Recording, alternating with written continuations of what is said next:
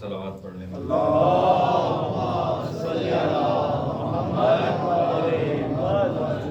اعوذ باللہ من الشیطان اللعین الرجیم، بسم اللہ الرحمن الرحیم، الحمد للہ رب العالمین، والصلاة والسلام والتحیۃ والاکرام علی سیدنا و نبینا و شفیع ذنوبنا و طبیب نفوسنا رحمت للعالمین ابی القاسم مصطفیٰ محمد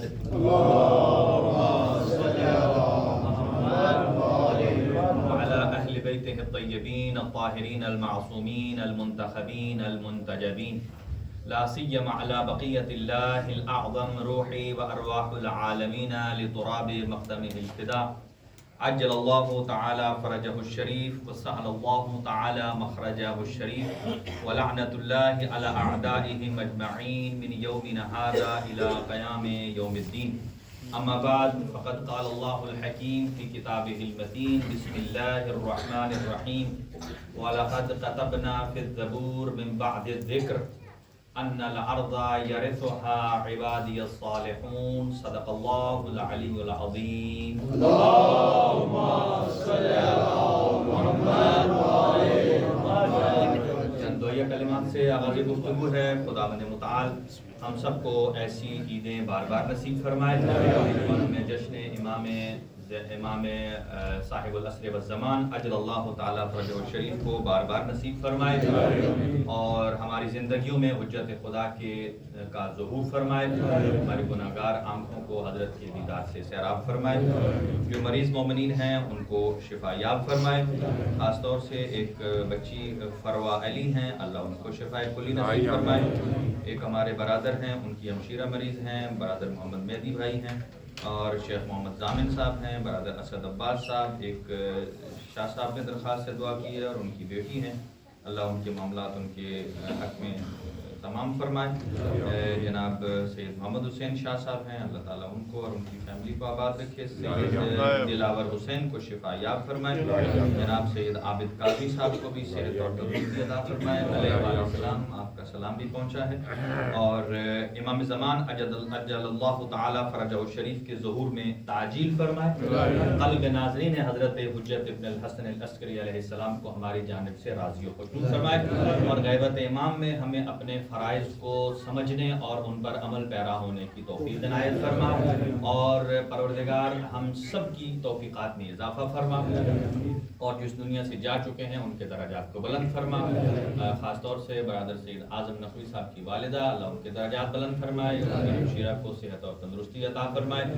اور جتنے جملہ مومنین ہیں، برادر غوری صاحب کی عزیزہ علیل ہیں، اللہ تعالیٰ ان کو شفاء کلی نصیب فرمائے. اپنی دعاؤں کی اور حاجات کی قبولیت کے لیے بآواز بلند ایک صلوات مرحمت.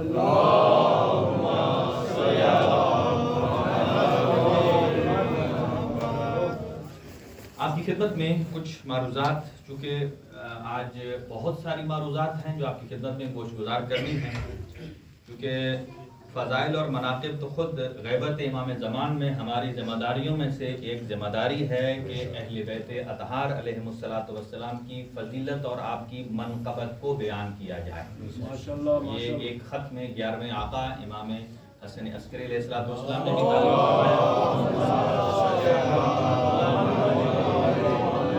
اس کے ساتھ ساتھ عقیدہ مہدویت کیا ہے، ہمیں کن کن باتوں پر اعتقاد رکھنا ہے، غیبت امام میں ہماری ذمہ داریاں کیا ہیں، اور اس کے ساتھ ساتھ امام مہدی آخر الزمان اجل اللہ تعالی فرجہ شریف نے ہمیں کون سا نظام عطا کیا ہے، غیبت صغریٰ کیا ہے، غیبت کبریٰ کیا ہے، اور پھر علائم ظہور امام مہدی آخر الزمان اجل اللہ تعالی فرجہ شریف کے ظہور کی جو علامتیں ہیں، کچھ علامتیں حتمی ہوتی ہیں، کچھ اضطراری ہیں، اور اب سب کچھ تو بیان نہیں ہو سکتا ایک ہی اس نشست میں، لیکن اتنا ضرور ہے کہ آج کا دن ہم سب کے لیے ایک اتنی مسرت کا دن ہے کہ آپ یوں سمجھ لیجئے کہ جیسے 13 رجب ہمارے لیے مبارک ہے، ویسے ہی آج کا دن 15 شعبان بھی ہمارے لیے انتہائی بابرکت ہے اور متبرک ہے، جبکہ یہ شب امام زمان اجل اللہ تعالی فرجہ شریف کی ولادت با سعادت سے پہلے بھی بڑی ہی معتبر شب شمار ہوتی. لیکن امام کی ولادت باسعادت سے اس میں اور زیادہ 4 چاند لگ گئے. ماشاءاللہ. جب پوچھا گیا کہ اس رات کے افضل ترین، ابھی ہم اعمال بھی کریں گے، افضل ترین اعمال میں سے کون سا عمل ہے جو سب سے افضل ہے، تو معصوم نے ارشاد فرمایا زیارت سید الشہداء. آپ دیکھیں ہمارے ہاں جتنے امپورٹنٹ اعمال ہیں ان میں زیارت سید الشہداء انتہائی اہم عمل ہے. کہا اس کے نتیجے میں مجھے ثواب کیا ملے گا؟ کہا توجہ رہے کہ اگر آپ چاہتے ہیں کہ آج رات 1,24,000 انبیاء سے مصافحہ کریں، اگر آپ چاہتے ہیں 1,24,000 انبیاء سے مصافحہ کریں تو آپ ضرور زیارت سید الشہداء کو پڑھیں. اور اگر کوئی طولانی نہ پڑھ سکے تو کم از کم اتنا ضرور پڑھ دے السلام علیکہ یا ابا عبداللہ الحسین. لہذا آج کی رات آپ کے پورے 1 سال کی آئندہ آنے والے سال کی عمر لکھی جائے گی، آپ کا مال و متاع لکھا جائے گا، کس نے آئندہ سال حج پر جانا ہے نہیں جانا وہ لکھا جائے گا. اگر آپ نے حج کی اپلیکیشن جمع کی ہے اور 15 شعبان کو مہر نہ لگے، کسی طریقے سے وہاں سے اسکپ ہو سکتے ہیں آپ، لیکن جب 15 شعبان میں مہر لگ جائے پھر وہاں ڈپازٹ نہ بھی ہو، انشاءاللہ العزیز اللہ تعالیٰ کی ذات آپ کو یہ سعادت نصیب کرے گا. اور اس رات گناہوں کی بخشش کی رات ہے. تو معصومین نے فرمایا شبہائے قدر کے بعد اگر سب سے اہم رات، چونکہ آج بہت سارے مومنین نے مجھے فردن بھی اجتماعی طور پر بھی درخواست دعا کی ہے اپنی مشکلات کے لیے بھی، انشاءاللہ میں سب کی طرف سے جسے کہا جائے کہ ان کی طرف سے نائب بن کر دعا بھی کروں گا. اجتماعی دعا کریں گے ہم، اس لیے کہ ہو سکتا ہے کسی ایک مومن کی آمین سے باقی افراد کی دعا قبول ہو جائے، اس لیے کہ آمین کہنے میں کبھی کوتاہی نہیں کرنی، کبھی ایسا ہوتا ہے. تو اس میں یہ ہے کہ آج کی شب جس میں گناہوں کی مغفرت کی شب ہے، اور یہاں تک کہا کہ بنی کلب کے جتنے مویشی ہیں، بھیڑے ہیں، ان کے جتنے بال ہیں. بنی کلب وہ قبیلہ شمار ہوتا تھا کہ جس کے پاس بہت سارے جانور ہوا کرتے تھے. کہا اس کے جتنے جانور ہیں ان کو جمع کر کے، یعنی یہ کثرت پر دلالت کر رہا ہے، ان جانوروں کے بال اگر جمع کیے جائیں ہم اپنے شمار نہیں کر سکتے، تو جانوروں کے کہا اگر اتنے بال جتنے ان کے بال ہیں، اگر اتنا بھی انسان گناہگار ہے تو اس شب اللہ رب العالمین کی رحمت اسے شامل حال ہوگی اور اس کے گناہوں کو معاف کر دیا جائے گا. لیکن شرط یہ ہے، کیونکہ دیکھنا یہ ہے کہ اللہ پروردگار عالم تو بہانے ڈھونڈ رہا ہے ہمیں معاف کرنے کے، ماشاءاللہ. لیکن ہم کیسے دستے سوال دراز کرتے ہیں یہ ہمارے اوپر ہے کہ کس خشوع و خضوع سے. اور پھر فرمایا کہ یہ وہ رات ہے کہ جس رات میں صدقہ دینا مستحب ہے، ثواب ہے. اور اس رات میں کیا کرنا ہے؟ توبہ کرنا، معافی مانگنا. معافی مانگنے والے بہت ہوتے ہیں، لیکن ہو سکتا ہے یہیں پر اگر کسی کا حق کھایا ہے اس کی طرف سے اگر ہم معافی مانگیں تو صرف معافی مانگنا ہی ثواب نہیں ہے بلکہ معاف کرنا بھی ثواب ہے.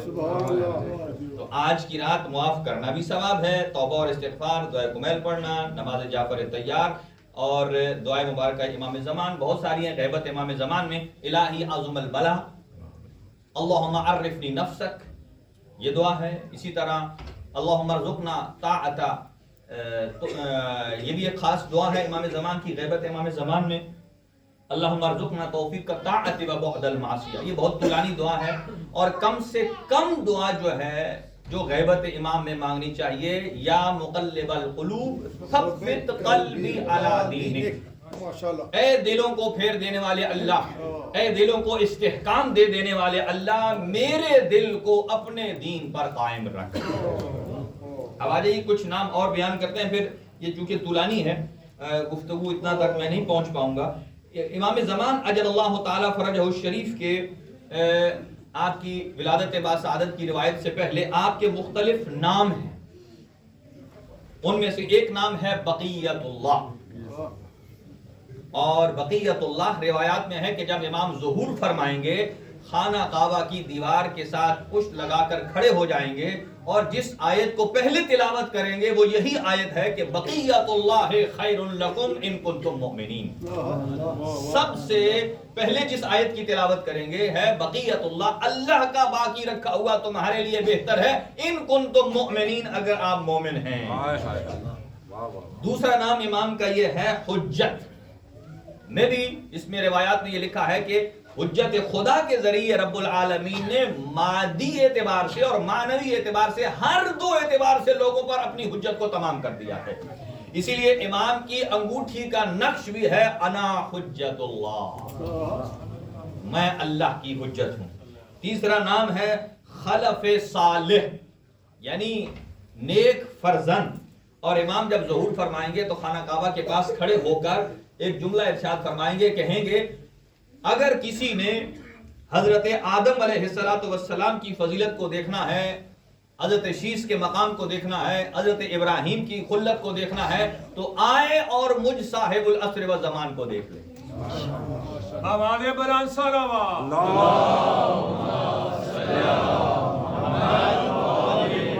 اور امام کا ایک اور لقب ہے غریم، جس کے دونوں معنی ہوتے ہیں قرض خواہ اور قرض دار.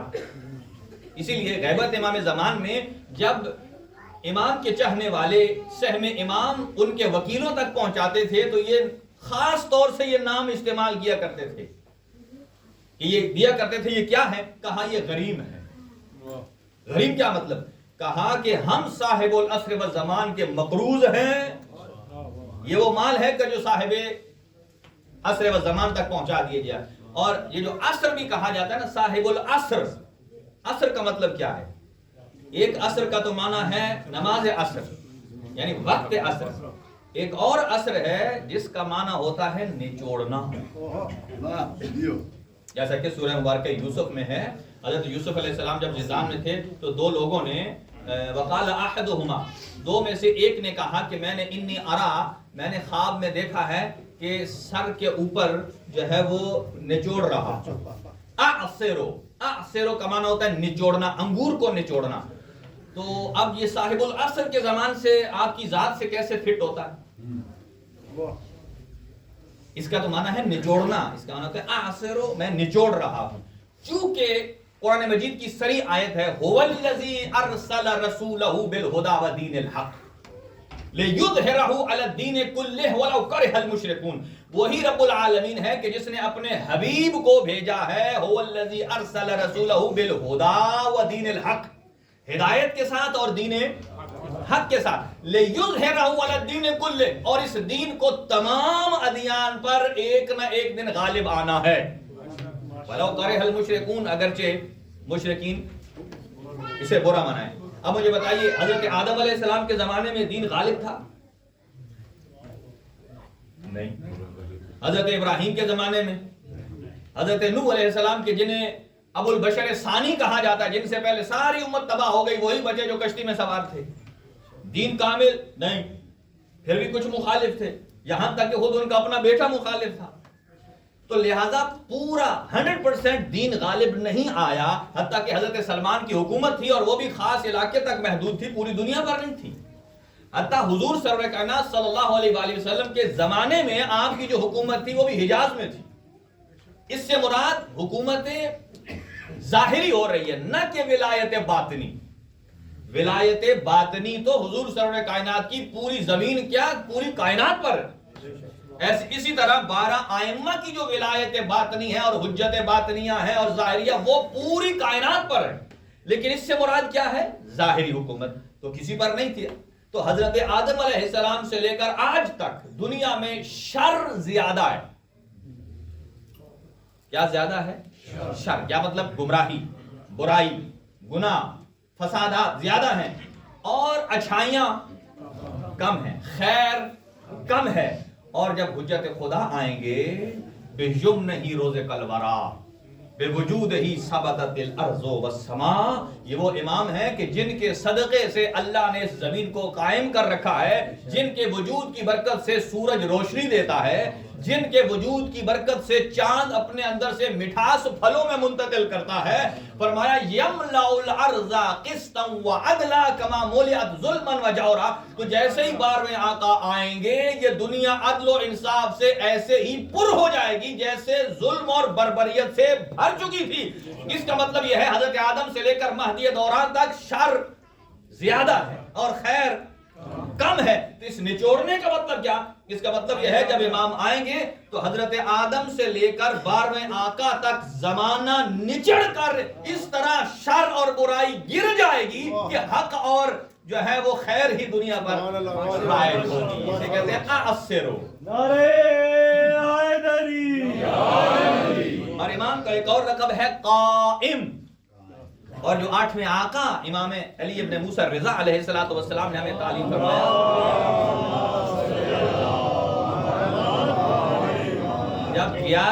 جب 8ویں امام کے سامنے دیب علی خزائی نے 12ویں آقا کا تذکرہ کیا لفظ قائم, تو 8ویں امام کھڑے ہو جاتے ہیں. کھڑے ہو کر اپنے سر پر ہاتھ رکھ کر گردن کو جھکا لیتے ہیں.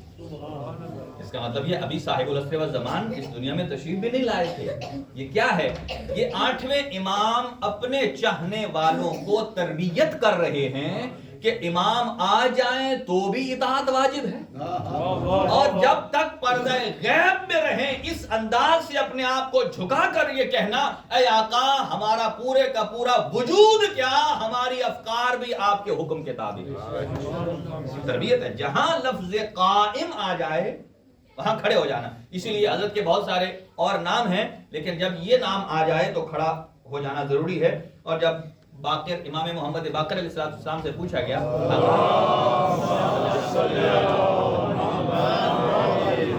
آپ سارے کے سارے قائم ہیں تو پھر یہ صاحب العصر کے ساتھ کیوں مخصوص ہے؟ ماشاءاللہ. جب سارے کے سارے آپ سفینہ نجات ہیں تو ان کے ساتھ کیوں مخصوص ہے؟ سارے کے سارے باب النجات ہیں تو کیوں مخصوص ہے؟ تو آپ نے ارشاد فرمایا کہ جب کچھ ایسے فرشتے ہیں کہ جو شہادت سید الشہداء کے بعد بارگاہ خداوندی میں انہوں نے عرض کیا, انہوں نے کہا اے اللہ آپ کا بہترین فرد اور عبد جو کہ مظلومیت سے مارے جا رہے ہیں, ہمیں وہاں تک پہنچنے کی اجازت نہ مل سکی, ہم نہ پہنچ سکے, ابھی ہمیں اجازت دی جائے کہ ہم پہنچیں. امام محمد باقر علیہ السلام فرماتے ہیں اللہ رب العالمین نے فرمایا کہ تمہیں ایک مخصوص دن کے لیے روک کر رکھا گیا, اور وہ دن مخصوص کون سا ہے؟ کہا وہ حجت خدا جب ظہور فرمائیں گے. تو بعض نے یہ 40,000 تعداد لکھی ہے, 40,000 اور بعض جگہ پر 4,000 ہے, ایک زیرو کا فرق ہے. تو یہ روک کر رکھا گیا ہے.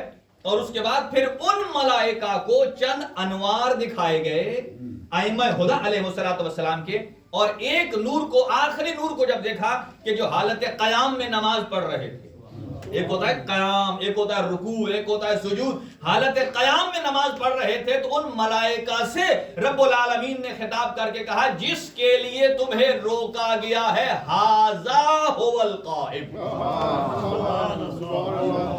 یہ وہ ہیں کہ جن کے لیے آپ کو روکا گیا ہے. اب آ جائیے 2-3 جملے اور عرض کرتا ہوں ذہن میں یہیں سے آگے کہ دیکھیں ایام اسبوع, ہفتے کو کہتے ہیں اسبوع, اور اس کے اندر جو جتنے دن ہیں انہیں کہا جاتا ہے ایام. ہفتے میں کتنے دن ہیں؟ تو ائمہ معصومین نے ہر دن کو کسی نہ کسی امام سے مخصوص کیا ہے. مفاتیح الجنان میں دیکھ لیجئے, مثلا یوم سبت ہے, ہفتے کا دن ہے, وہ نبی معظم صلی اللہ علیہ وسلم جناب صدیقہ طاہرہ کے ساتھ خاص ہے. اس کے بعد والا دن 4 معصوموں کے ساتھ, اس کے بعد والا بھی 4. تو 6 دن ہفتے میں ایسے ہیں کہ جو کسی نہ کسی معصوم کی شراکت داری میں ہیں. لیکن یوم الجمعہ, جمعے کا دن ایسا ہے جو مخصوص ہے صاحب العصر والزمان, صاحب العصر والزمان کے ساتھ مخصوص ہے. اور اس دن جو سلام پڑھتے ہیں, اس لیے مفاتیح الجنان میں آپ دیکھ سکتے ہیں کہ ہر دن کا ایک سلام ہے, ان کو پیش کیا جاتا ہے معصومین علیہ السلام کی طرف سے. اور جو روز جمعہ کو صاحب العصر والزمان کی بارگاہ میں سلام پیش کیا جاتا ہے, اس کے 3 جملے سنیے اور ان میں فصاحت اور بلاغت دیکھیے اور خود مقام صاحب العصر والزمان کیا ہے. پہلا جملہ السلام علیک یا حجت اللہ فی ارضہ, آپ پر ہمارا سلام ہو اے وہ حجت جو اللہ کی طرف سے اس کی مخلوقات پر حجت، اللہ کی طرف سے مخلوقات پر حجت۔ اور دوسرا جملہ پڑھتے ہیں السلام علیک یا عین اللہ فی خلقہ، اے اللہ کی آنکھ مخلوقات میں آپ پر ہمارا سلام۔ حضرت امیر المومنین کو کیا کہتے ہیں؟ عین اللہ، اذن اللہ، لسان اللہ، وجہ اللہ۔ یہ سلام میں کیا پیش ہو رہا ہے؟ السلام علیک یا عین اللہ، اے مخلوقات پر اللہ کی آنکھ۔ اب اس پر بہت سارے عقائد ہیں، چونکہ خداوند عالم کی ذات ہے کہ جو حاضر ہے اور ناظر ہے ہر وقت، لیکن یہ بھی ہمارا یقین ہے کہ ہمارے اعمال صاحب العصر والزمان کی بارگاہ میں جاتے ہیں، پہنچتے ہیں، اور یقیناً جو ہم کر رہے ہوتے ہیں اس نیت سے کہ ہمارے آقا کی بارگاہ میں جائے گا۔ اسی لیے کہا گیا غیبت امام میں ایسے اعمال کو انجام دو کہ جس سے ہم خوشنود ہوتے ہیں، اس لیے کہ ہماری خوشی اللہ کی خوشی ہے، اور اللہ کی خوشی جو ہے آپ کے لیے عاقبت کا باعث بن سکتی ہے۔ تو گویا دوسرا ہے السلام علیکہ یا عین اللہ، تیسرا ہے السلام علیکہ، ایک یہاں بھی لفظ عین استعمال ہوا ہے، السلام علیکہ یا عین الحیات، اے حیات کی عین۔ اب سنیے تھوڑی سی فصاحت اور بلاغت۔ لفظ عین، یہ وہ عین نہیں، عین غین، یہ عین کس سے بنا ہے؟ عین، یا اور نون۔ عین، یا اور نون، عربی میں اس کے 70 معنی ہیں۔ کتنے؟ 70 معنی ہیں، لیکن جس کے اتنے معنی ہوں تو جو عین دوسرے جملے میں استعمال ہوا ہے آنکھ کے معاملے میں، کیا یہاں بھی وہی ہے؟ نہیں، یہاں اور معنی ہے، اس کے بہت سارے معنی ہیں۔ ایک عین کا معنی ہوتا ہے آنکھ جو دوسرے جملے میں، ایک عین کا معنی ہوتا ہے چشمہ، وہ منبع جہاں سے پانی پھوٹتا ہے۔ اب حیات کیا ہوتی ہے؟ توجہ رہے، کچھ افراد آہستہ آہستہ پہنچ رہے ہیں، لیکن میں آپ کو پہنچانا چاہتا ہوں کہ ایک ہے عین، جسے اردو میں کہا جاتا ہے مائے حیات۔ تھوڑی سی محاورہ بھی ہے، کہتے ہیں ہاں 4 انبیاء ایسے ہیں کہ جن کو اللہ نے مائے حیات پلایا، جس نے ماں کہتے ہیں پانی کو، جس نے مائے حیات پی لیا پھر وہ کبھی مرتا نہیں ہے جب تک اس نے خدا نہ ہو۔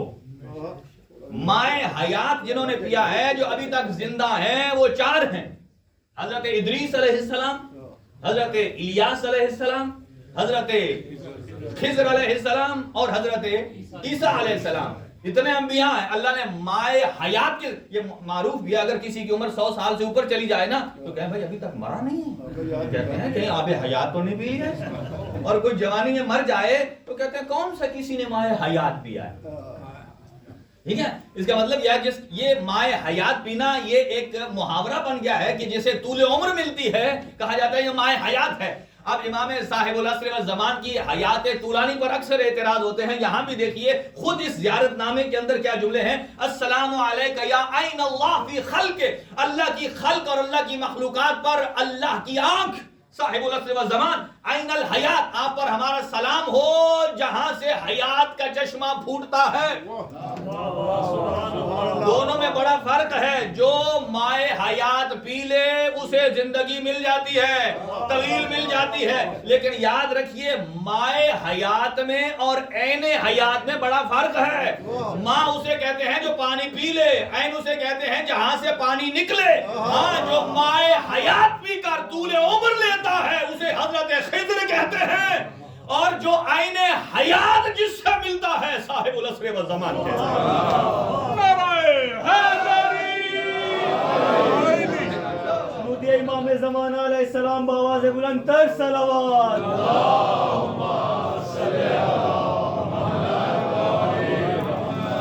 اس لیے کہ جو مائے حیات پیتے ہیں وہ جنہوں نے پیا ہے وہ 4 انبیاء کا تذکرہ ہے۔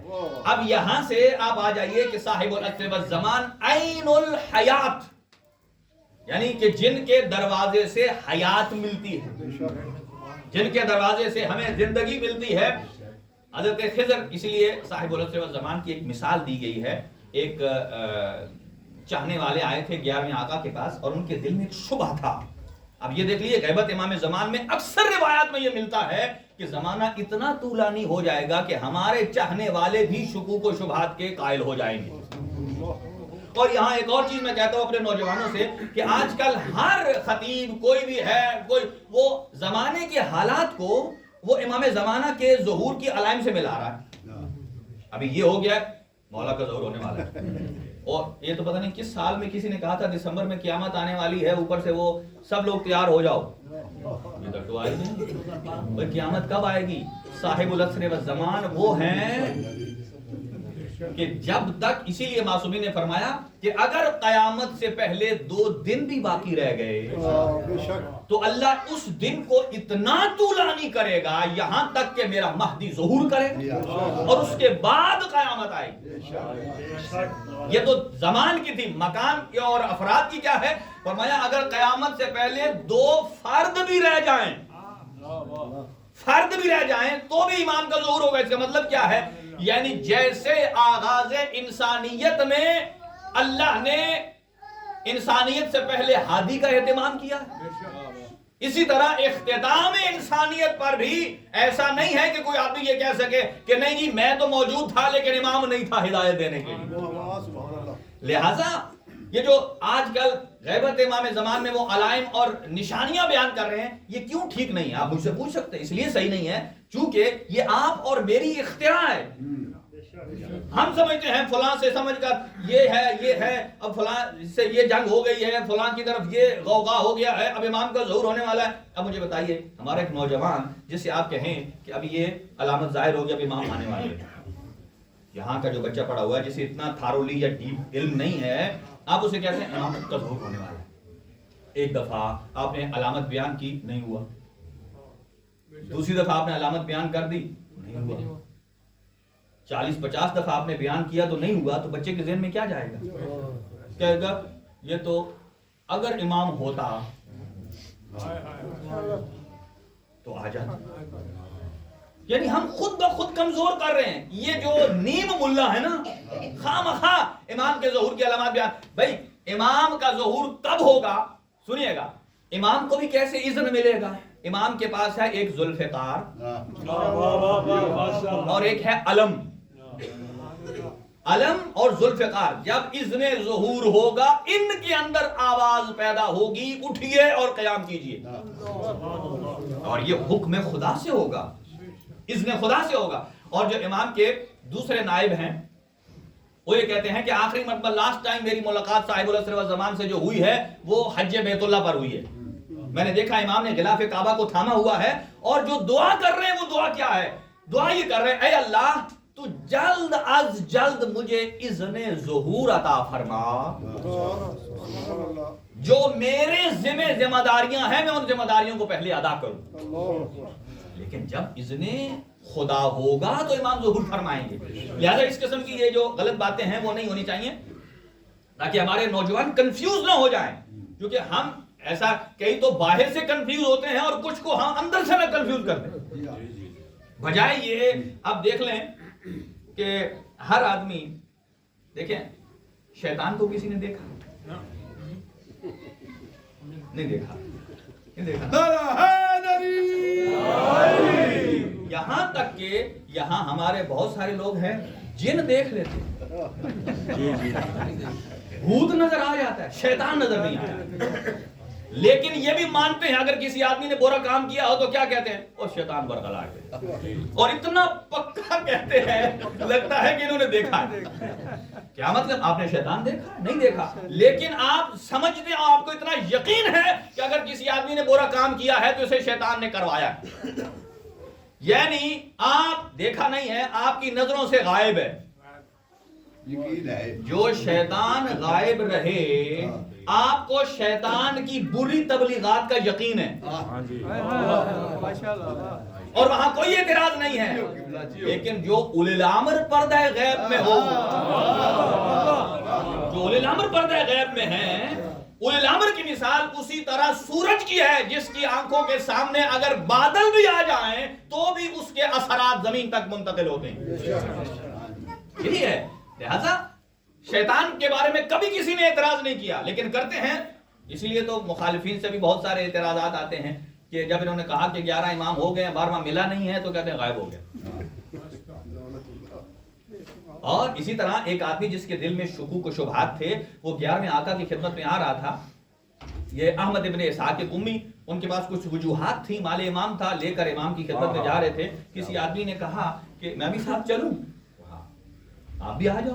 اس کے دل میں یہ شبہ تھا کہ امام تو 11 تو ہے نہیں، ہم کیسے پہچانیں گے. یہ بات یاد رکھیے کہ 11ویں آقا کی ایک ہی اولاد ہے اور وہ صاحب العصر والزمان ہے. 255 ہجری. جیسے امام کے گھر کے قریب پہنچتے ہیں اور اس کے دل میں شبہ تھا، کیا دیکھتا ہے کہ حضرت کے وہاں مقام پر بیٹھے ہیں تو ایک ہوا آتی ہے اور پردہ ہٹتا ہے، سامنے 4 سال کا بچہ نظر آتا ہے. جیسی 4 سال کا بچہ نظر آتا ہے تو احمد ابن اسحاق قمی نے پوچھا کہ یہ کون ہے؟ امام نے فرمایا ھذا صاحبکم من بعدی، یہ ہے تمہارے امام جو میرے بعد ہیں. تمہارے امام ہیں جو میرے بعد ہیں. اور پھر اس کے ذہن میں یہ بھی سبب، وہ عقیدہ تفویض کا قائل تھا. تفویض کسے کہتے ہیں؟ کہ اللہ نے کائنات بنا کر ساری ائمہ کو دے دی ہے، اب اللہ کی چھٹی. ایسا اللہ جو اپنے کام سے فنکشنل لیس ہو جائے، وہ خدا کہاں کا رہا. ٹھیک ہے. اور وہ عقیدہ تفویض کا قائل تھا کہ اللہ نے یہ سارے کام ائمہ کو دے دیے، اب اللہ کی تو کوئی ذمہ داری بھی نہیں ہے اور اللہ کر بھی نہیں سکتا، سارا کرنا ہے تو انہوں نے کرنا ہے. اور جیسے ہی کہا ھذا ھو صاحبکم من بعدی، اور جیسے امام آئے اور کہا اپنے آقا کو سلام کرو، سلام کیا، فصاحت میں بلاغت میں جواب دیا، اور جواب دے کر جو صاحب العصر والزمان نے پہلا جملہ کہا اس شخص کو کہ جس کے دل میں شبہ تھا اور وہ عقیدہ تفویض کا قائل تھا، کہا جئت الی ولی اللہ، تو آیا ہے اللہ کے ولی کے دروازے پر. یہ اس بات کی طرف اشارہ تھا کہ تو اگر ہمیں خدا سمجھتا ہے تو ہم خدا نہیں ہے، تو آیا ہے اس کے دروازے پر جو اللہ کا بنایا ہوا ولی ہے. اور پھر کہا اگلا جملہ انشاء اللہ شئتو، ہم اللہ کے اولیاء وہ ہیں کہ جب وہ چاہتا ہے تو ہم چاہتے ہیں، جب وہ چاہتا ہے تو تب ہم چاہتے ہیں. اس کا مطلب یہ ہے اپنے اذہان میں شکوک و شبہات کو دور رکھنا. اور امام کے آنے سے پہلے 2 تشبیہات دی گئی ہیں، جلدی عرض کروں آپ کی خدمت میں، کہ امام کے آنے کے زمانے کو حضرت ابراہیم سے تشبیہ دیا گیا ہے، حضرت موسیٰ کے حالات سے تشبیہ دیا گیا ہے کہ جیسے حضرت ابراہیم کے زمانے میں نمرود، حضرت موسیٰ کے زمانے میں فرعون، اور ان سے تشبیہ دیا گیا ہے کہ اس زمانے میں 70,000 بچے مروائے گئے. کس لیے؟ تاکہ نمرود کو جب بتایا گیا کہ ایک بچہ آنے والا ہے جو تیرا تخت الٹ دے گا، فرعون کو بتایا گیا ایک بچہ آنے والا ہے جو تیرا تخت الٹ دے گا. اب میں کہتا ہوں کہ یہ جو آج کے مہدی کے منکر ہیں نا، ان سے تو بنی عباس کے حکمران اس اعتبار سے اچھے تھے کہ انہیں یقین تھا جو مصطفیٰ نے کہا ہے وہ سچ ہے.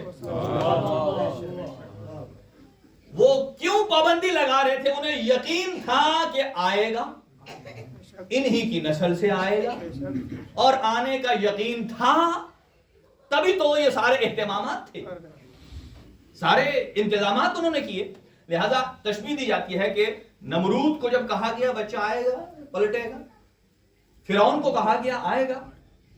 اچھا، ان دونوں کے ساتھ رب العالمین نے کیا کیا؟ خاص طور سے موسیٰ علیہ السلام کو، کہ جب فرعون نے کہا کہ انا ربکم الاعلی، میں تمہارا رب ہوں، اور ادھر سے اللہ نے بھیجا موسیٰ کو. اب اللہ رب العالمین نے اور اس فرعون نے 70,000 بچے مروائے. جب دیکھا 70,000 مر گئے، ابھی تک موسیٰ نہیں آیا، پھر کہا اب ایسا کرتے ہیں کہ بہت زیادہ مر گئے ہیں، 1 سال مارو، 1 سال گیپ دو، پھر 1 سال مارو، پھر گیپ دو. اللہ کا کرنا دیکھیے کہ اللہ نے موسیٰ کو بھیجا ہی اسی سال تھا جو مارنے والا سال، اور بھیجا بھی، اب طول و تفصیل زیادہ ہے اس کی، بھیجا بھی کہاں؟ پرورش بھی پایا خود موسیٰ کے گھر. یہ کیوں کہا؟ کیوں کیا ایسا انتظام؟ اس لیے کہ جس نے خدائی کا دعویٰ کیا تھا रब्बुल आलमीन ने फरमाया कि अगर तू खुदाई का दावा कर रहा है तो अगर मैं अपने नुमाइंदे को तेरे घर ना भेजूं तो ला हौला वला कुव्वता इल्ला बिल्लाह का मतलब मैं नहीं हूं। क्या मतलब? ला हौला वला कुव्वत, अगर कुव्वत और ताकत है तो रब्बुल आलमीन की है। इसलिए दुनिया जो करती है वल्लाहु खैरुल माकिरीन, अल्लाह की तदबीर उससे कहीं बेहतर है, उससे कहीं बेहतर है। याद है, इसको तशबीह दी गई। और दूसरी मिसाल ये दी गई, मसलहु कमसले ज़ुल्करनैन वल खिज़्र, कि आपकी मिसाल जो है ज़ुल्करनैन की तरह है और आपकी मिसाल हजरत खिज़्र की तरह है, तुलानी उम्र में। और ये तफसीर इमाम हसन अस्करी अलैहिस्सलातु वस्सलाम में ये रिवायत दर्ज है कि आप जब इस दुनिया में तशरीफ लाते हैं,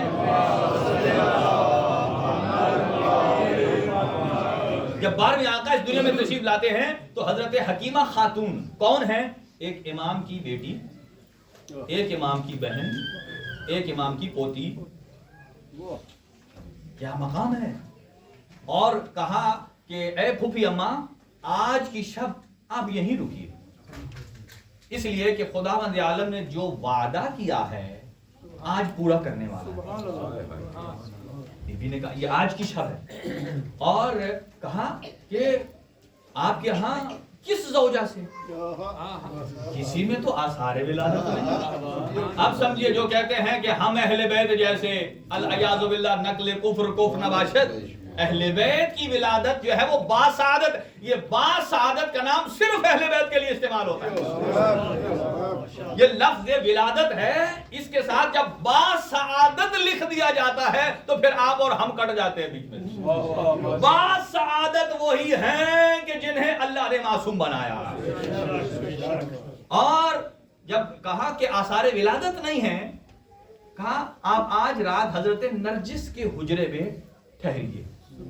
बीबी कहती है मैंने रात इबादत में गुजारी, तिलावत कुरान मजीद में गुजारी, अज़कार में गुजारी, नमाज से फारिग होकर जैसे सुबह सादिक का वक्त करीब होने लगा तो मेरे दिल में एक शुबहा पैदा हुआ, कहीं ऐसा तो नहीं है कि वो जो रात आने वाली है वो आने वाली रात हो। ये ना हो। जैसे ही बीबी ने सोचा, सहने खाना में 11वें आका मुसल्ला इबादत पर मौजूद थे, वहीं से कहा, एक कुरान की आयत पढ़ी, इन्नल्लाह ला युखलिफुल मिआद। ए फूफी अम्मा, अल्लाह जो वादा करता है, वादा करता है उसे पूरा करता है। इन्नल्लाह ताला ला युखलिफुल मिआद, अल्लाह ने जो वादा किया है वो होकर रहेगा। कहती है बीबी मैं वहां से उठी तजदीद वजू करने के लिए, और जब मैंने वजू किया, वजू करने के बाद मैं नरजिस खातून के हुजरे में आई, मैंने क्या देखा कि बीबी नरजिस का हुजरा इतना रात को मुनव्वर है जितना कोई दिन में सूरज से भी मुनव्वर नहीं होता।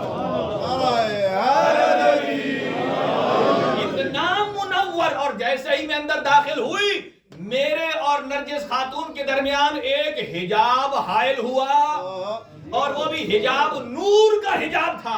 और जब वो मेरी आंखों से हिजाब हटा और मैंने क्या देखा कि एक बच्चा है जो मसजूद अलल अर्ज़ है, जमीन पर सजदा किए हुए हैं, और दायां हाथ आसमान की तरफ बुलंद करके एक आयत पढ़ रहे हैं, कुल जाअल हक व ज़हक़ल बातिल, कह दीजिए कि हक आ गया और बातिल मिट गया। या इमाम अल-मुंतज़र, या इमाम अल-मुंतज़र, या इमाम अल-मुंतज़र, सवालक नारा हैदरी।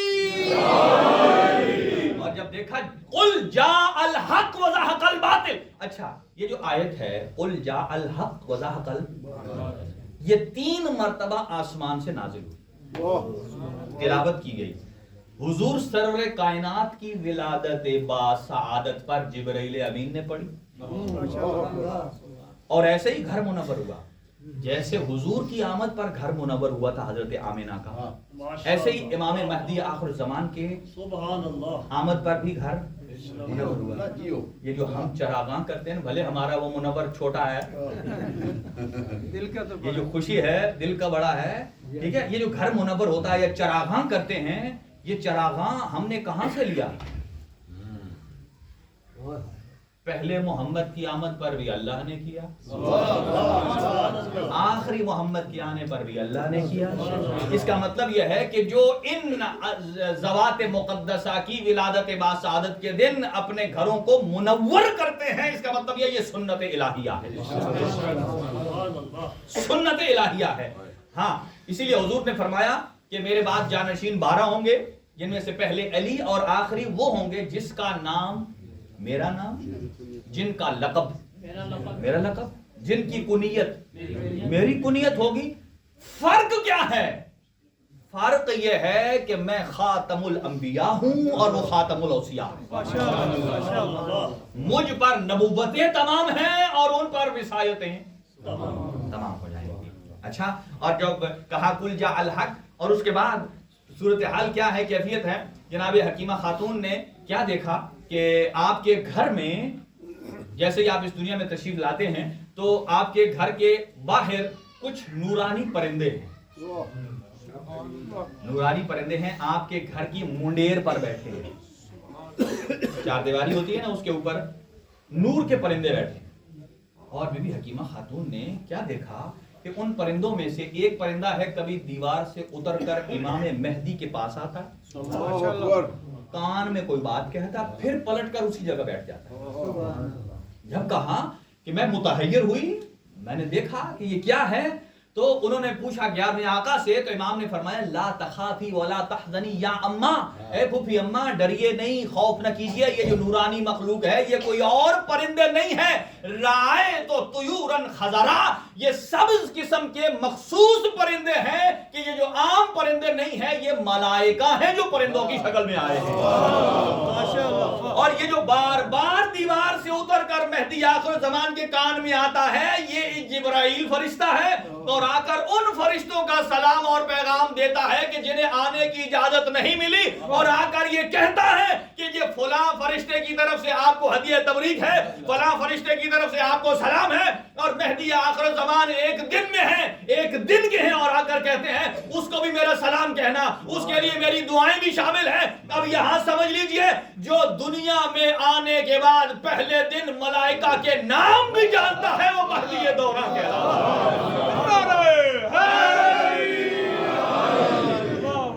امام زمانہ بلند تر صلوات،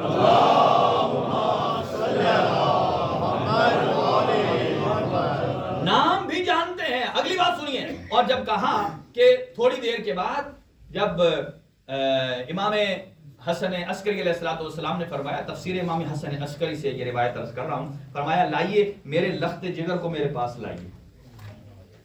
اپنے لخت جگر کو لیا، ہاتھوں پہ اٹھایا، چوما، چومنے کے بعد زبان اطہر کو منہ میں داخل کیا، زبان اطہر کو منہ میں داخل کیا، اور منہ میں داخل کرنے کے بعد ایک جملہ کہا، السلام علیک یا بنیہ، اے میرے بیٹے آپ پر سلام۔ اور ایک دن کے چند لمحے کے امام نے فصیح اور بلیغ انداز سے کیا جواب ارشاد فرمایا۔ مثلا کوئی آدمی آپ کو سلام کہے، یہ سلام کا انداز ہے کہ جو میں نے یا جبرائیل امین میں دیکھا کہ جب حضرت خدیجہ الکبریٰ جایا کرتی تھی وہاں غار حرا میں، تو جب پہلی وحی لے کر آئے تو کہا میرا سلام دیجئے خدیجہ الکبریٰ کو۔ دوسرا موقع جب حضور معراج پر گئے، سدرۃ المنتہا پر جب رک گئے، حضور معراج پر تشریف لے گئے، جب واپس آئے حضرت جبرائیل نے ریسیو کیا، وہاں سے لے کر جب گھر چھوڑنے لگے تو حضور نے ایک خواہش کی، کہا اے جبرائیل آج مانگ کیا مانگنا چاہتا ہے،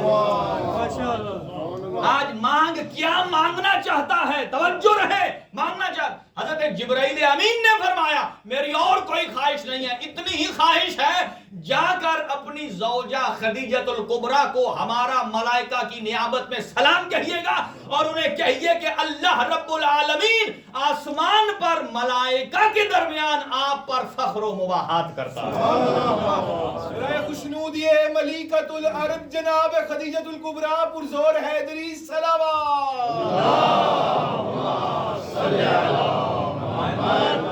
خوشنودی محسنہ اسلام جناب जनाब खदीजतुल कुबरा पुरज़ोर हैदरी सलावत।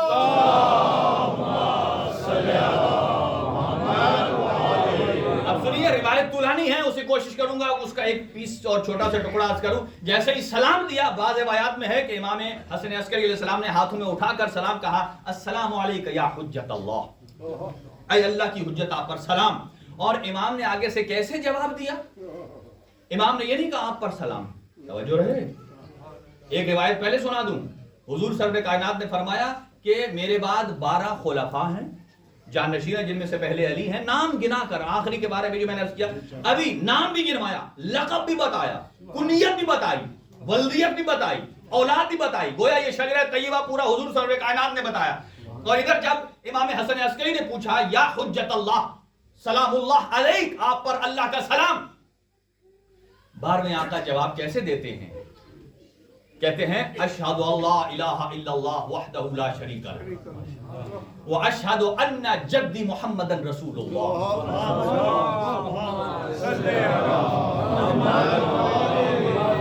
बाज़ रिवायात में डायरेक्ट यहीं से शुरू होता है कि सल्लल्लाहु अला जद्दी रसूलिल्लाह व सल्लल्लाहु अला जद्दती फातिमा ज़हरा व सलामु अला का जवाब देते हैं वो सलामु अला अली इब्न अबी तालिब, अस्सलामु अला जद्दी हसन इब्न अली, अस्सलामु अला हुसैन इब्न अली, अस्सलामु अला अली इब्न हुसैन ज़ैनुल आबिदीन, अस्सलामु अला मुहम्मद इब्न अली अल बाक़िर, अस्सलामु अला जाफर इब्न मुहम्मद अल सादिक, अस्सलामु अला मूसा इब्न जाफर अल काज़िम, अस्सलामु अला अली इब्न मूसा अल रिज़ा, अस्सलामु अला मुहम्मद इब्न अली अल तक़ी, अस्सलामु अला अली इब्न मुहम्मद अल नक़ी, अस्सलामु अलैका या अबी। ये जवाब बयान फरमाया मेरा सलाम हो मेरे जद पर, मेरा सलाम हो मेरी दादी फातिमा ज़हरा पर, मेरा सलाम हो अमीर अल मोमिनीन पर, मेरा सलाम हो हसन हुसैन पर, मेरा सलाम हो इमाम ज़ैनुल आबिदीन पर, सबके नाम लेकर कहा आप पर मेरा सलाम हो। और फिर फरमाया अल्लाह रब्बुल आलमीन इन तमाम औलियाउल्लाह को अपनी पनाह में रखे। इसका मतलब यह है कि जब कहा आप पर सलाम हो, जवाब ये बनता था मेरा आप पर सलाम है। ये पूरा शजरा गिनवाने की जरूरत क्या थी? इसीलिए रिवायात में है कि अव्वलुहुम मुहम्मद, आखिरुना मोहम्मद, कुल्लुना मोहम्मद, पहला भी मोहम्मद, दरमियाना भी मोहम्मद, आखिरी भी मोहम्मद। पहले मोहम्मद ने गिन के बताया ये आएंगे, आखिरी ने गिन के बताया, जो मोहम्मद ने बताया था मैं उसकी तस्दीक कर रहा हूं, मैं तस्दीक कर रहा हूं। और उसके बाद इमाम ने कहा इस बच्चे को अपनी वालिदा को दे दिया जाए, और इसकी भी हजरत मूसा से तशबीह दी गई है। और हजरत मूसा को जब कहा गया उनकी वालिदा को कि वह अलकी है फिल यम, कि इन्हें डब्बे में डालकर दरियाए नील में डाल दे, हजरत मूसा की वालिदा परेशान हुई। अल्लाह रब्बुल आलमीन ने फरमाया नहीं आप परेशान न हो जाइए, हम आपकी तरफ पलटाएंगे रादू का, हम आपकी तरफ पलटा देंगे, रादू के पलटा देंगे आपकी तरफ। तो यहां वो परेशान हुई, ये है हुज्जत खुदा की मां। कहा मां से मिलवाइए, उनके पास पहुंचे, मिले, दूध पिया। और फिर इतने में बीबी हकीमा खातून कहती हैं कि एक फरिश्ते की मैंने, ये रिवायत करती बीबी हकीमा खातून, 11वें आका ने फरमाया कि एक फरिश्ते ने दूसरे से कहा खुज़ हाज़ा वहफ़ज़हू, खुज़ हाज़ा यानी इन्हें ले लीजिए, वहफ़ज़हू इनकी हिफाजत कीजिए। एक फरिश्ता नीचे उतरा, साहिबुल असर व ज़मान को लिया, आसमान की तरफ। ये तफसीर इमाम हसन अस्करी बड़ी जिम्मेदारी के साथ इन जुमलात को अर्ज कर रहा हूं कि जब कहा ले जाइए तो कहा कि ये कौन था? कहा ये जिब्राइल अमीन थे कि जो हुज्जत खुदा की हिफाजत के लिए इन्हें अर्श पर ले गए, और 40 दिन बराबर ले जाते रहे, वालिदा की तरफ लौटाते रहे। 40 दिन। तो यहां लोग हुजूर सरवर कायनात की एक मेराज हजम नहीं होती, जिन्हें हुजूर की एक मेराज हजम नहीं होती, यहां जिब्राइल अमीन ले जा रहे हैं 40 दिन। और दूसरा ये कि जिब्राइल अमीन से कहा जाए कि आप एक दफा ले जाएं फिर ले आएं, शायद जिब्राइल अमीन ये कहें کہ آپ حفاظت کیوں کر رہے ہیں؟ شاید وہ جواب دیں کہ میں اس لیے لے جا رہا ہوں اس لیے کہ یہ اسی محمد کا بیٹا ہے، اسی محمد کا خون ہے. ہمارا سٹیٹس بابت اہل بیت سیم رہتا ہے، ہمارا سیم رہتا ہے. اور وہ کہتے ہیں کہ جب لے جاتے تھے عرش پر تو ملائکہ اپنے پروں کو مس کرتے تھے. کہا ملائکہ پروں کو مس کرتے تھے. جب ہم نے دیکھا کسی کا پر ٹوٹا ہوا بھی نہیں ہے، کسی کا پر زخمی بھی نہیں ہے، صحیح اور سالم ہے، پھر بھی پروں کو مس کر رہے ہیں. تو گویا یہ زبان حال سے جبرائیل امین جواب دیں گے کہ ہم ملائکہ کو آل محمد کی ہر صورت میں احتیاج ہے. ضروری نہیں ہے کہ فطرس کے پر کٹیں اور وہ پر ملے. ہمیں پر کٹنے کے علاوہ بھی اس خاندان کی ٹوٹل احتیاج ہے. لہذا جاتے رہے لے آتے رہے. حضور سرور کائنات کا یہ فرزند 255 ہجری میں دنیا میں تشریف لاتے ہیں اور غیبت صغرا کا زمانہ شروع ہوتا ہے 260 سے، جب 11ویں آقا کی شہادت ہوتی ہے. اب ایک دلیل اور سن لیجئے ساتھ ساتھ. ہمارے پاس بھائیوں کے پاس ایک ہی دلیل ہے کہ ان کے پاس جو ہے وہ غائب ہو گئے، اور جب جنازہ پڑھانے کے لیے 12ویں آقا تشریف لائے، جعفر کذاب آگے ہوا، ہاتھ پکڑ کر پیچھے کیا، کہا مجھے زیادہ حق ہے اپنے باپ کی نماز پڑھانے کے لیے. اور 400 افراد معتمد نے بھیجے تھے کہ جاؤ ان کے گھر تلاشی لو. کہا وہ بچہ کون تھا جس نے جنازہ پڑھایا؟ کہا بچہ تھا. کدھر سے آیا؟ حسن عسکری کے گھر سے. گیا کدھر؟ انہی کے گھر. کہا میں نے تمہیں کس لیے بھیجا تھا؟ کہا شکل و شمائل کیسی تھی؟ کہا چودھری کے چاند کی طرح. کہا جنازہ آتا تھا؟ ایسا فصیح و بلیغ کہ جیسا ہم نے نہیں سنا. 400 کا دستہ بھیجا، گھر تلاشی لو. تلاشی لی، نہیں ملا. امام صاحب الزمان کو نہیں ڈھونڈ سکے. اہل سنت یہی ایک دلیل دیتے ہیں، چونکہ نہیں ملا اس لیے مہدی نہیں ہے. اور یہاں فلسفے کا ایک قانون سن لیجئے. فلسفے کا قانون یہ ہے، ہر وہ چیز جو آپ کو نہ ملے وہ اس کے نہ ہونے پر دلیل نہیں. جو چیز آپ کو نہیں ملتی، مثلا ایک آدمی کی یہاں انگوٹھی گم ہو جائے، گھر چلا جائے، فون کرے موسیٰ صاحب کو میری انگوٹھی یہاں گم ہو گئی، یہ تلاش کرے اور نہ ملے،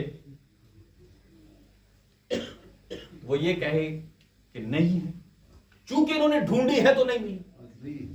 یہ ون سائیڈڈ ہے نہیں کہ 400 بھیجا نہیں ملے تو اس کا مطلب یہ کہ مہدی نہیں ہے. اب اس کی دوسری طرف کو دیکھیے کہ 400 بھیجنا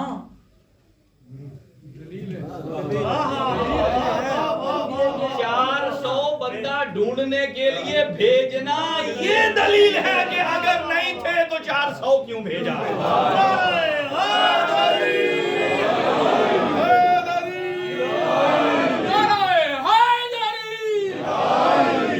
جب 400 بھیجا، بھیجنے کی دلیل کیا ہے؟ وگرنہ تو فعل عبث ہے، فعل عبث ہے. لہذا ایک مرتبہ گھر میں دیکھا کہ 2 دنوں 3 دنوں کے بعد پھر جہاں سے غیبت صغرا ہوتی ہے، کیا دیکھا؟ ایک بچہ ہے جو سرداب میں گیا، وہیں سرداب سے غیبت صغرا ہوتی ہے.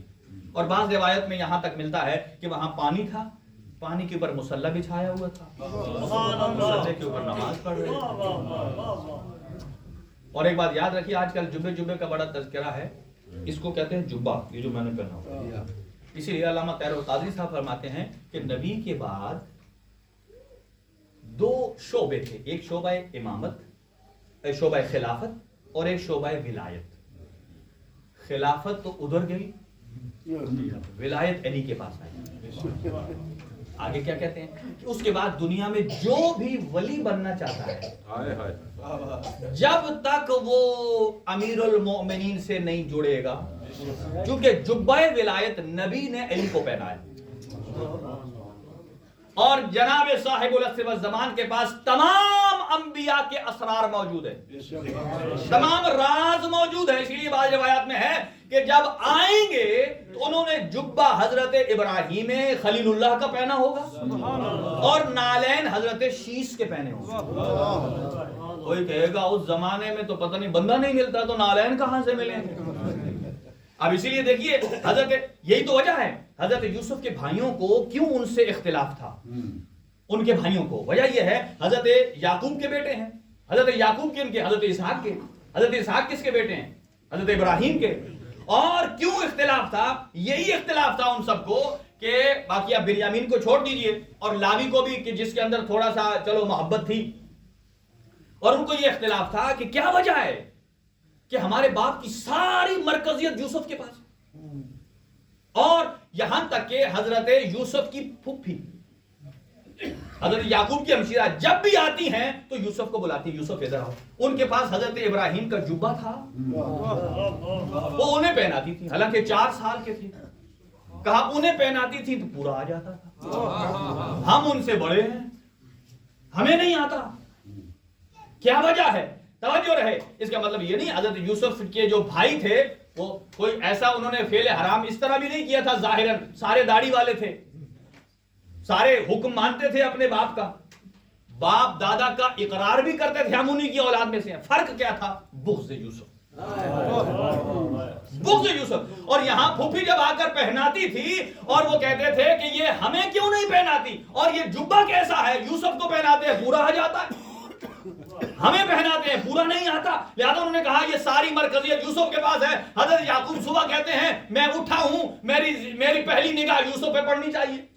سونے سے پہلے میرا یوسف کہاں ہے، کھانے سے پہلے میرا یوسف کہاں ہے. اور کہا انہیں نظروں سے ہٹاؤ تاکہ باپ کی توجہ اپنی طرف جلب کر لو. جب انہیں مارنے کا قصد کیا تو رب العالمین نے کیا کہا کہ جاؤ تمہاری آنکھوں سے میں نور سلب کر لوں گا.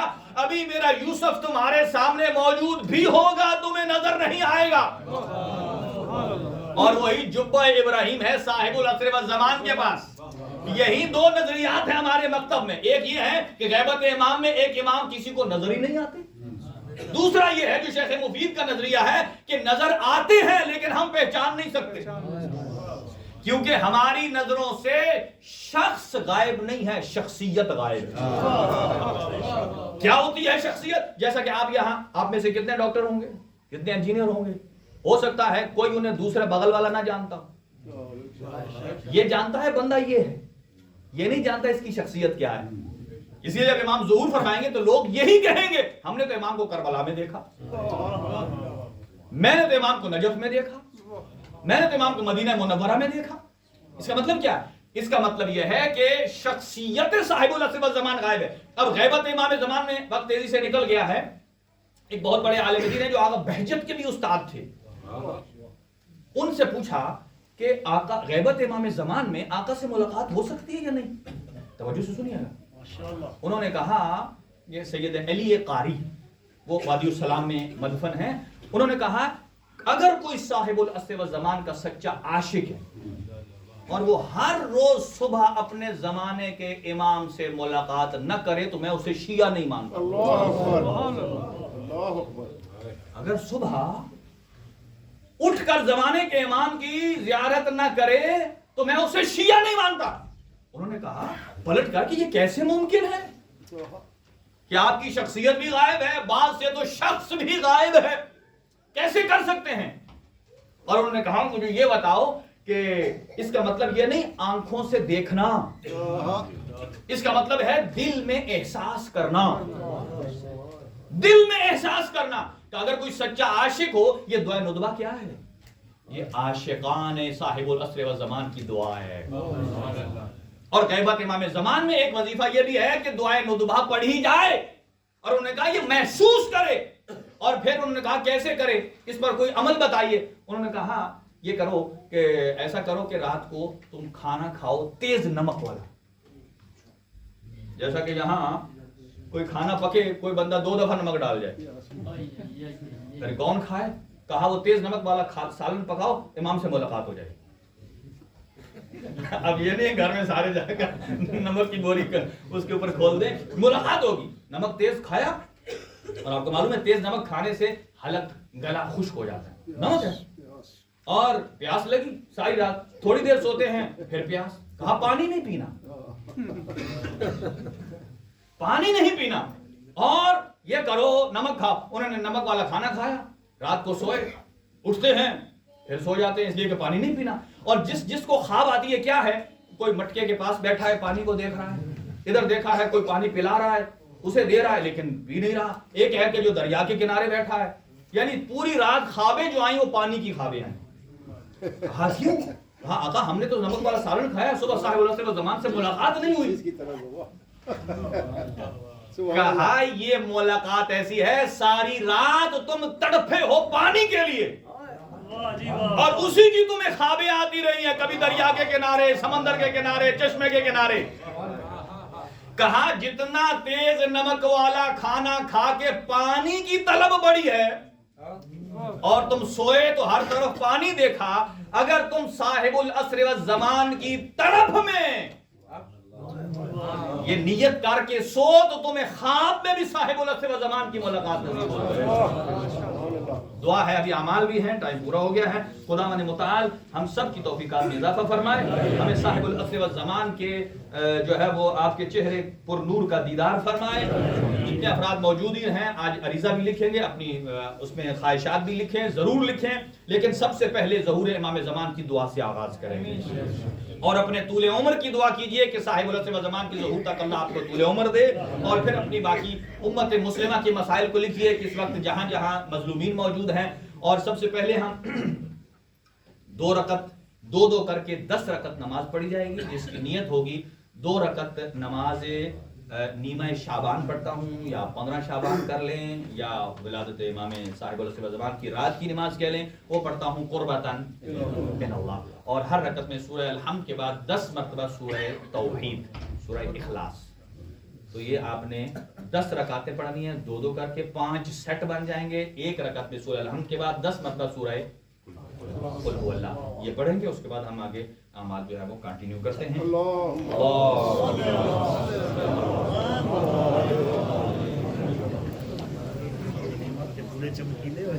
بسم اللہ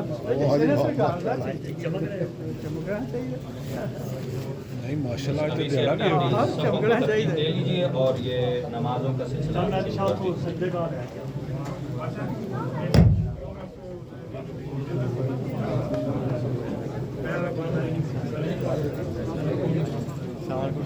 وعلیکم السلام.